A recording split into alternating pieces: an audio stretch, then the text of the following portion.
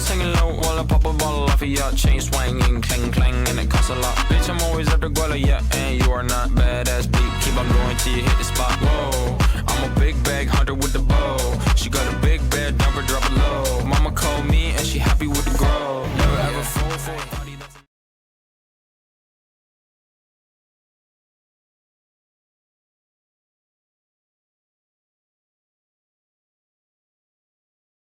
Baik, Assalamualaikum warahmatullahi wabarakatuh. Saya Barina Farilham dari kelompok 8. Nah, sebelum memperlihatkan video kami, izinkanlah saya untuk memperkenalkan anggota dari kelompok 8. Nih, ada yang pertama, ada Frida Helena, samping saya, say hello. Nah, ada Karin Divya Putri, say hello dulu. Oke, terus ada Novia, say hello. Terus ada Alivia Putri, halo. Ada Yulia yang di pojok sana, dan ada Maeta, halo.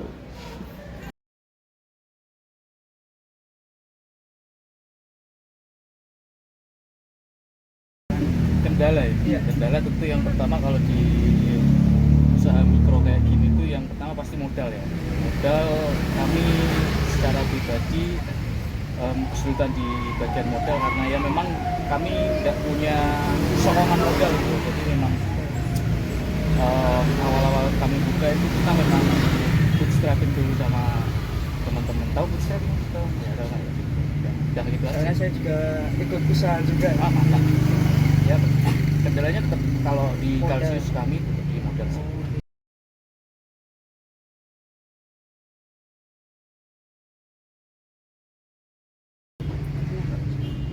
Pada akhirnya kami mengajukan KUR ya untuk menanggulangi kekurangan modal. Jadi mitra pendanaan kami langsung ke KUR itu kan, bukan penyalur KUR tadi. Baik.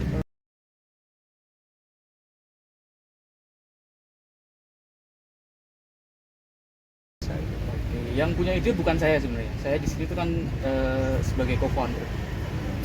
Terus foundernya itu teman saya sendiri, teman kuliah. Pada saat itu kami selesai suatu mata kuliah, terus kemudian dia nyeletuk gimana sih kalau kita bikin usaha gitu. Terus usaha apa sih gitu? Saya tanya kayak gitu ya, sesuatu yang sekiranya itu tuh baru, cuman kira-kira tuh bisa sustain gitu.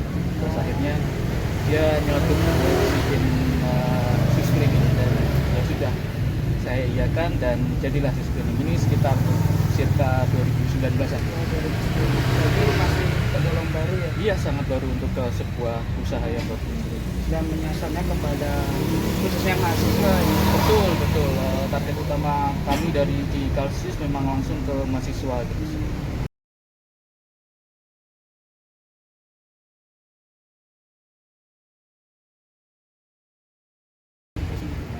Kalau pemasaran, jujur kami zong ya, maksudnya kami nggak berfokus buat gimana sih orang-orang buat masuk ke Calsius gitu loh. Tapi selama 3 tahun kami berjalan di sini tuh kami lebih mengutamakan bagaimana orang-orang yang datang ke Calsius itu bisa kembali lagi ke Calsius gitu. Jadi kami bukan menjaring orang-orang sebanyak mungkin buat datang ke Calsius, buat nyuci di Calsius, enggak, tapi kami lebih ke maintenance quality dari produk kami dulu, jasa kami dulu, biar orang-orang itu yang datang ke Calsius yang menyebarkan Calsius itu sendiri ke teman-teman gitu sih.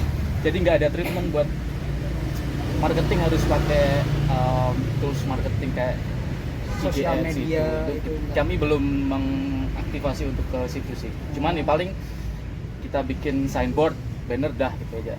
Selebihnya biarkan kualitas dari Calsius itu yang menyebar luaskan itu sih.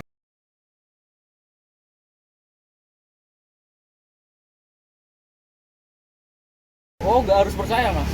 Di tempat kami nggak harus percaya sama kualitas pencucian kami. Kayak gini tuh sebenarnya kan masalah cocok-cocokan.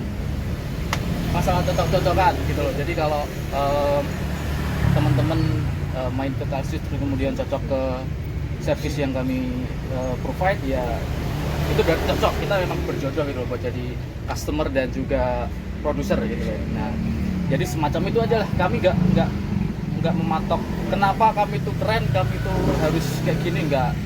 biarkan teman-teman sendiri yang menilai sendiri gitu.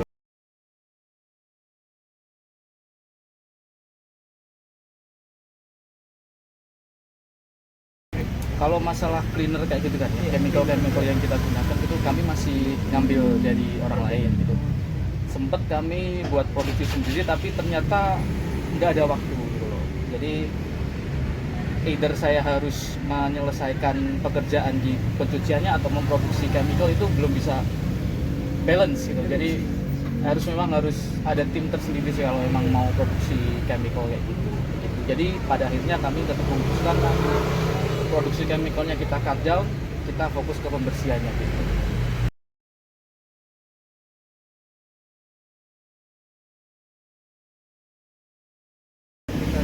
Kalau dari Kalsis dari semenjak kami berdiri 2019 jujur saja udah berganti tiga kali pergantian tim. Jadi tim pertama kami terdiri dari 3 orang pada awalnya 2019, terus kemudian kami 2019 itu kan awal-awal, terus kemudian 2020 pandemi masuk, 2020 bulan Maret, pas tanggal 14 Maret itu kayaknya KLB pertama diumumkan di Kota Surakarta, dan dari situ pergantian tim terjadi lagi. Intinya sampai sekarang tim dari Kalsis sudah pernah lebih dari 5 orang, dan sekarang yang berjalan cuma 2 orang, tim yang mengerjakan saya dan perusahaan. Nanti kalau mau video nanti kelihatan.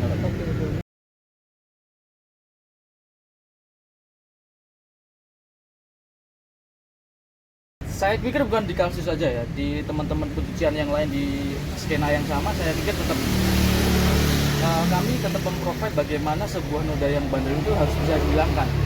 Cuman yang jadi permasalahan adalah ketika kami mencoba untuk menghilangkan noda yang bandel itu, ini masuk ke teknis ya? Iya, masuk.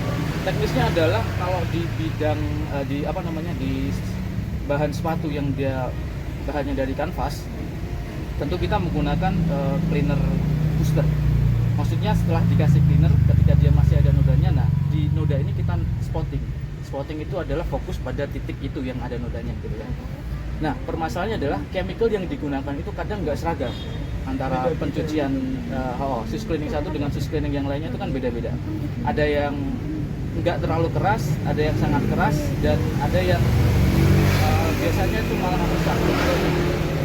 Nah di Kalsis sendiri kami menggunakan bahan yang tidak begitu keras, tapi downside-nya adalah ketika kami menggunakan bahan-bahan chemical yang kurang begitu keras, kami harus mencucinya beberapa kali gitu. Jadi itu cost time juga, pengerjaan jadi lebih lama. Cuman kualitas dari bahan dari sepatunya itu tetap terjaga gitu, nggak sampai merusak bahan gitu, karena chemical yang kita gunakan yang nggak begitu keras itu untuk bahan seperti itu.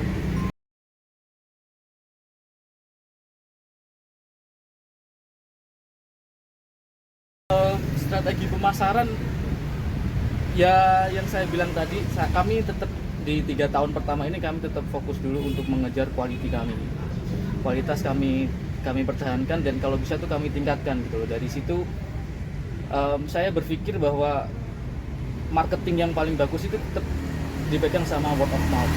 Jadi word of mouth itu yang kami kejar sampai sekarang gitu.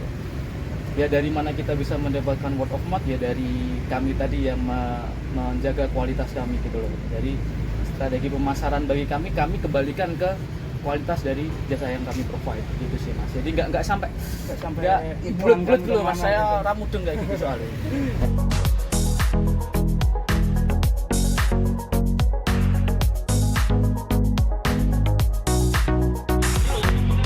Sepatu kuwi enek beberapa bagian. Yang pertama dari bawah kuwi jenenge outsole, yang samping sini namanya midsole, yang sini upper, dalamnya jenenge insole, sama ini namanya tali laces gitu ya. Langkah-langkahnya pertama ini dibuka dhisik tali ini, nek enek tali ini dibuka dhisik.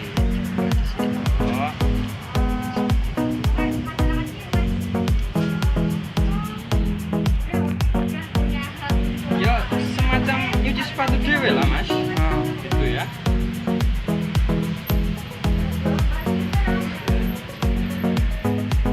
Kan, nah ini tali nih.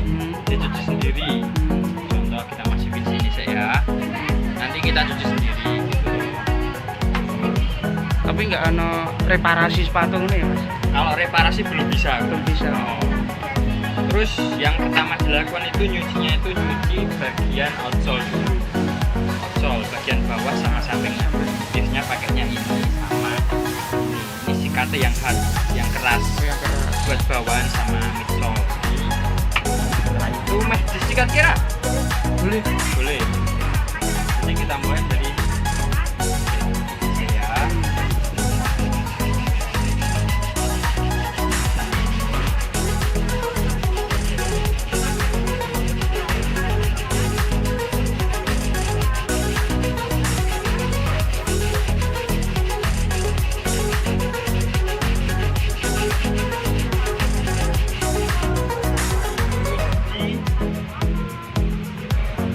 Lap pakai microfiber, ini jenisnya microfiber.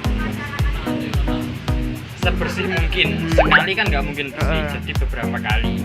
Ini contohnya jadi sekali tak baik. Sampel. Oh, sampel. Terus ini midsole. Ber outsole resik yang midsole.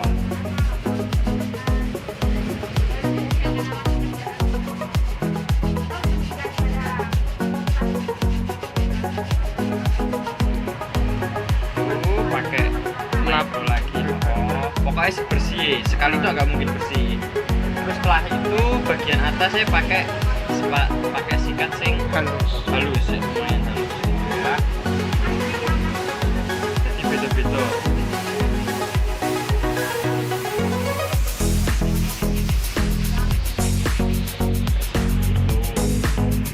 Lagi. Setelah upper udah semua nih, masuk ke insole pakai sikat sing kayak gini. Sikat sing bisa masuk ke sela-sela. Itu.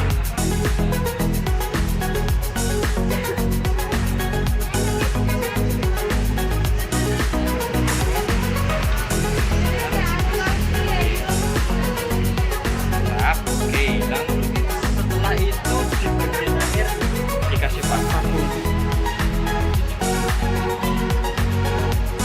Taruh, Dikeringkan. dikeringkan. Nggak boleh pakai matahari. Halo semua, kenalin aku Alivia. Di sini aku mau nyampein hasil wawancara dengan owner Chelsea Sepatu yang beralamat di Jalan Kabut, nomor 107, Jebres, Surakarta. Jadi nama narasumber yang kita wawancarai itu bernama Mas Nanda Muklis Hertanto.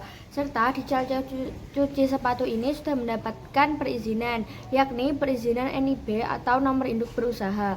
Waktu pembuatan NIB ini tidak ada kendala sama sekali, sehingga setelah mendapatkan NIB, manfaatnya yaitu digunakan untuk mencari akses permodalan dan memudahkan untuk mencari permodalan. Setelah memiliki NIB, sudah terlindungi usahanya dan tidak terkena copyright atau hak cipta. Namun, dalam hal ini, usaha tersebut belum didaftarkan kepada Haki. Di NIB, aktivitasnya bergerak di bidang jasa, bisnis yang bergerak di bidang urusan kebersihan. Nah, filosofi nama Kalkeus Cuci Sepatu sendiri menurut narasumber sebenarnya tidak ada filosofinya. Namun, Kalkeus Cuci Sepatu ini ide namanya berasal dari foundernya, yang mana Calcius itu dari bahasa Perancis yang berarti sepatu. Maka nama itulah yang dijadikan nama dari toko mereka. Nah, untuk alasan mendirikan UKM-nya sendiri awalnya hanya iseng-iseng. Ternyata usaha ini berkembang dan bahkan bertahan sampai sekarang, yang mana itu tidak terpikirkan atau tidak dipikirkan oleh mereka. Untuk permasalahan yang ada atau yang dihadapi dari UKM ini yaitu berasal dari permodalannya saja. Nah, untuk sistem pengupahannya sendiri, ternyata di Calcius Cuci Sepatu ini tidak mengacu pada UMR, namun berdasarkan pada gaji pokok dan jumlah sepatu yang ditangani mereka dengan komisi 23.50% per sepatu dengan harga yang telah ditentukan. Nah, untuk niat franchise atau tidaknya dari usaha Kalkeus Cuci Sepatu sendiri, mereka tidak berniat untuk membuka franchise, namun lebih kepada kemitraan, sebab mereka berpikir dari kemitraan ini bisa sepenanggungan. Calcius Cuci Sepatu belum ada niatan untuk melakukan franchise karena Calsius merupakan usaha kemitraan yang sepenanggungan. Harapan untuk usaha Calsius sendiri dan UMK-UMK lainnya yaitu UMK seperti ini dipermudah semuanya untuk berkembang bersama karena UMK menjadi salah satu tonggak untuk perekonomian di Indonesia. Selain itu, di Kalkus Cuci Sepatu sendiri, promosi melalui platform Instagram masih sepi karena pihak Calsius sendiri malas untuk membuat konten dan memilih menggunakan waktu membuat konten untuk mengerjakan sepatu. Handling komplain dari customer Calsius dibedakan dari apa yang sebenarnya terjadi. Seperti ketika customer datang dan menanyakan mengapa sepatunya luntur, padahal kelunturan terjadi karena kotoran yang menempel di bahan sepatu. Jadi perlu adanya edukasi biar sama-sama mengerti. Dalam usaha cuci sepatu ini, seringkali pihak Calsius mengalami keterlambatan dalam pengerjaan pencucian sepatu dikarenakan pada suatu waktu sempat mengalami overload pelanggan. Sehingga pihak Calsius harus terus menghubungi pelanggan yang bersangkutan agar tidak terjadi kesalahpahaman. Kemudian dalam usaha cuci sepatu ini tidak ada pembedaan antara pelanggan baru maupun pelanggan lama karena dahulu sempat dilakukannya program loyalty treatment secara gratis, namun tidak ada satupun pelanggan yang kembali untuk menggunakan promo yang diberikan, melainkan mereka lebih memilih untuk tetap membayarnya. Kemudian dari pihak Calsius ini rata-rata pendapatan yang dihasilkan per bulan yaitu sekitar 5-10 juta. Dan dalam usaha ini pihak Calsius juga merasakan persaingan yang sangat ketat apabila ada pelanggan yang ingin melakukan treatment di Calsius cuci sepatu ini, namun mereka belum memiliki media atau bahan untuk melakukan pencucian atau pembersihannya sesuai dengan apa yang diinginkan pelanggan. Maka mereka harus merekomendasikan ke tempat suit treatment yang dirasa dapat memenuhi keinginan dari pelanggan tersebut. Menurut co-founder Calsius Cuci Sepatu, penting bagi generasi muda untuk mendirikan dan memiliki sebuah usaha. Maka dari itu muncullah usaha bernama Calsius Cuci Sepatu ini. Pada awalnya, Mas Nanda selaku co-founder Calsius Cuci Sepatu belum memiliki basic skill tentang cara mentreatment sebuah sepatu. Akan tetapi ilmunya didapatkan dari hasil melihat video YouTube dan juga mengikuti kelas online. Untuk target marketing dari Calsius Cuci Sepatu ini adalah para mahasiswa dan juga para penghobi sepatu atau sneakers. Kemudian Calsius Cuci Sepatu juga menyediakan 2 metode pembayaran, yaitu menggunakan metode cash dan juga metode cashless. 1, 2, 3. Sebenarnya masalah utama yang dihadapi oleh Calsius sendiri adalah permasalahan modal. Nah, dengan modal yang terbatas, sulit bagi Calsius sendiri untuk berkembang lebih pesat lagi. Nah, inisiatif dari Calsius sendiri adalah melakukan pinjaman dari bank. Dari 2 staf yang ada dan sudah berjalan selama 3 tahun, tetapi tidak ada staf digital marketing untuk memasarkan jasa mereka ke media sosial. Maka dari itu kami mengangkat masalah utama ini untuk dijadikan sebuah solusi.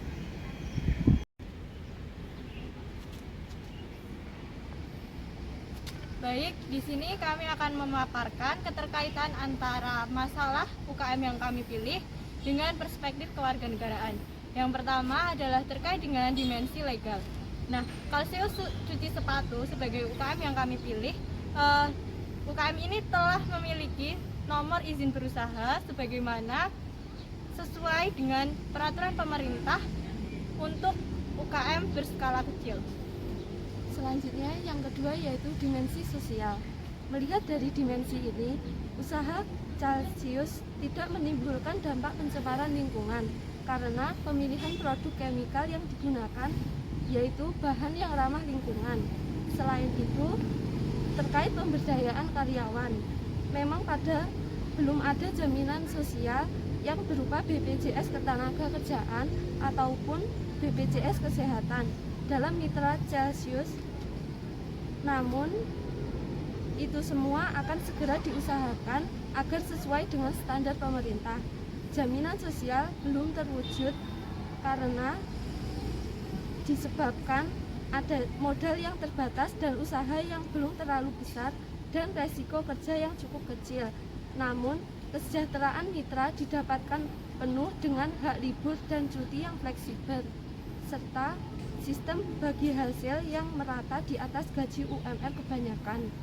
Selain itu, Celsius juga berwacana untuk memberdayakan kaum difabel dan membangun sektor usaha yang padat karya agar dapat memberdayakan lebih banyak orang. Lalu yang ketiga, jika permasalahan ditinjau melalui dimensi politik, berarti tercermin dari kebijakan UU Cipta Kerja yang salah satu keuntungannya yaitu keuntungan bagi usaha mikro kecil dengan risiko rendah dapat mendaftarkan usahanya dengan mudah untuk mendapatkan nomor induk berusaha atau NIB. Dan ini benar dirasakan sendiri oleh Calsius, sehingga dari kemudahan pendaftaran ini, NIB menjadi modal awal bagi Calsius untuk mengembangkan modal dan bisnisnya melalui pinjaman KUR atau kredit usaha rakyat di bank, sehingga peran dan pemerintah dapat dirasakan dari bantuan finansial. Lalu selain itu juga Calsius juga memanfaatkan program KPCPEN atau Komisi Penanganan COVID-19 dan Percepatan Ekonomi Nasional.